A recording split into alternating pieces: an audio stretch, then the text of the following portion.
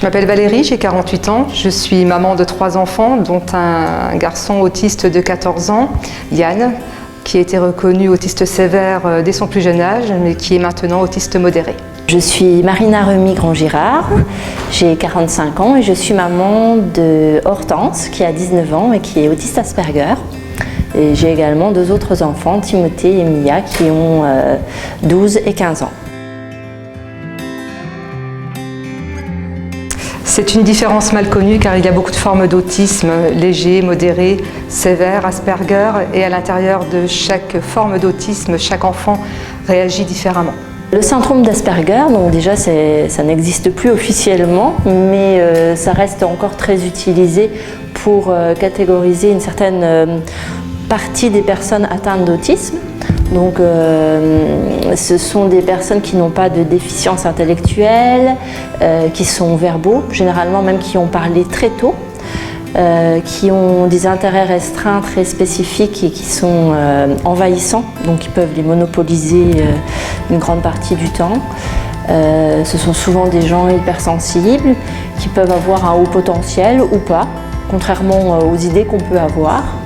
Et puis, ce sont surtout des personnes extraordinaires qu'il faut, que je vous invite à rencontrer.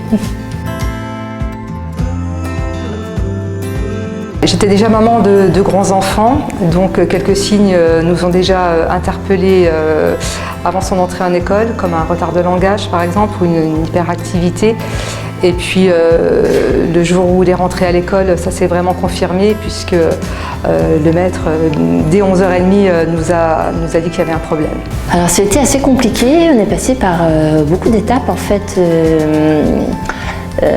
C'était un enfant très timide et qui avait, bien qu'il paraissait très intelligent, qu'il parlait très tôt avec un vocabulaire très en avance, malgré tout, ça n'allait pas à l'école, il n'arrivait pas à lire, à écrire, alors que pourtant on savait qu'il savait lire puisque notre maison est remplie de petites bibles, de petites encyclopédies pour les enfants, de choses, plutôt que des histoires, c'était plutôt ce type de livres qu'il lisait et on savait qu'il les lisait, mais au niveau de l'école, ça ne se voyait pas.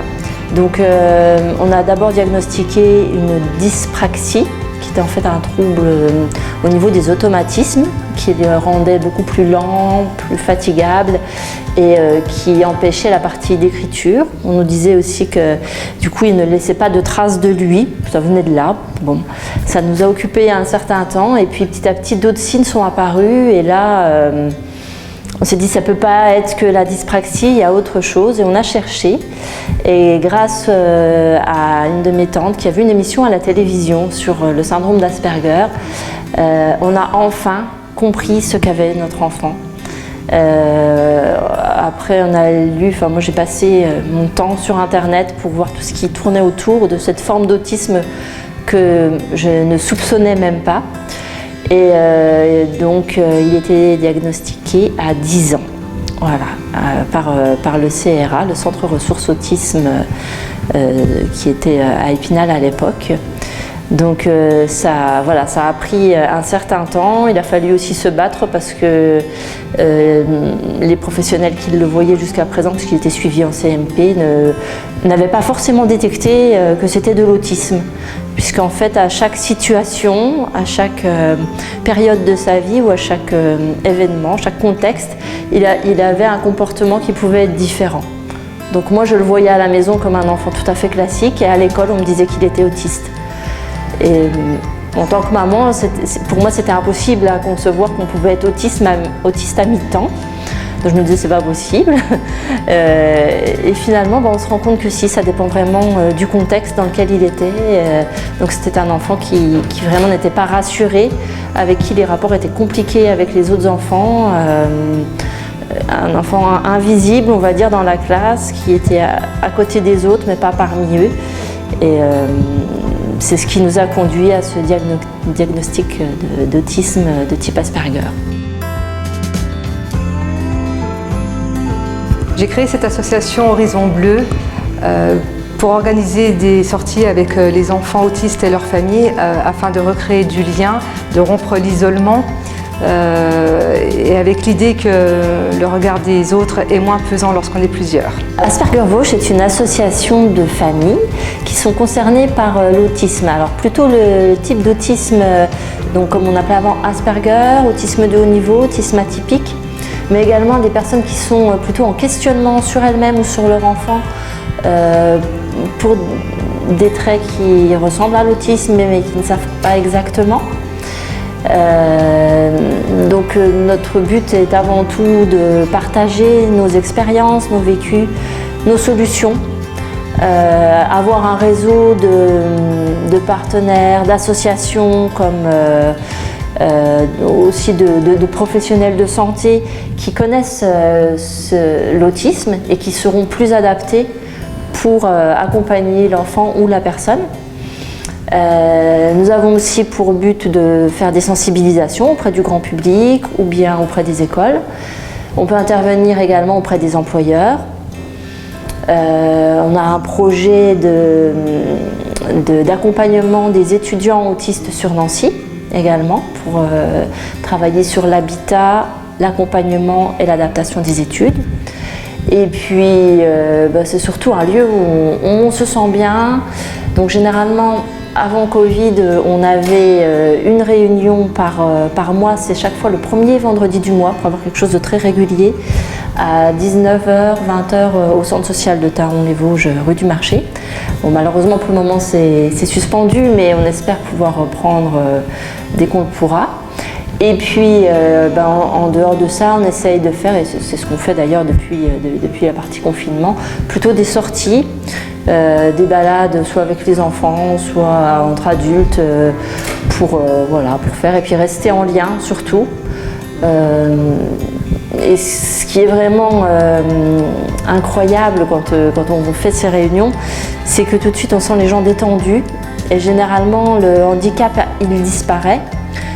Parce qu'entre nous, il n'y a pas cette barrière, ce fait de devoir faire attention à tout. Chacun peut être lui-même, avec ses petites différences, avec ses petites spécificités. Et du coup, c'est un moment très convivial qu'on essaye de faire le plus qu'on peut tout en préservant le besoin aussi de repos et de calme que ces personnes ont besoin. L'autisme n'est pas une maladie, c'est juste une différence. Les enfants vivent dans un monde qui nous est inconnu. Il ne faut pas hésiter à se faire aider par des professionnels. Nous, en tant que parents, on n'est pas formés pour. Malgré un combat permanent, mon fils m'a apporté beaucoup de choses. Il m'a appris à enfoncer des portes pour lui et m'a appris à me révéler. L'autisme, c'est quelque chose de très compliqué. Et c'est en partie compliqué parce que c'est un trouble qui, un peu comme un aimant, attire d'autres troubles.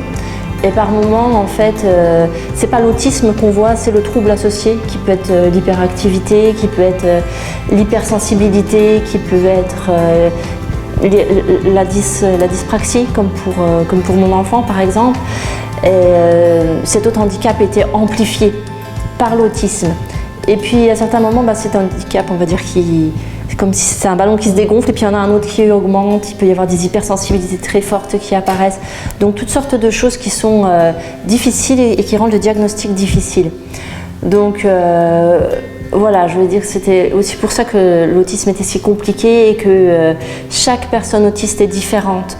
Donc quand vous voyez une personne, ne vous dites pas que vous en avez connu un et que du coup vous allez forcément repérer les autres. Ils peuvent être très différents. Et puis, j'ai une dernière pensée pour tous les parents, tous les adultes qui pour moi sont des véritables warriors parce qu'ils ont des parcours vraiment pas faciles.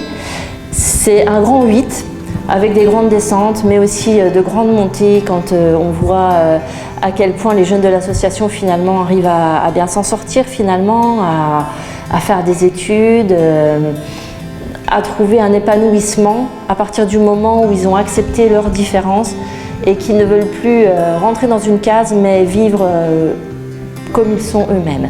Tous en bleu pour le 2 avril.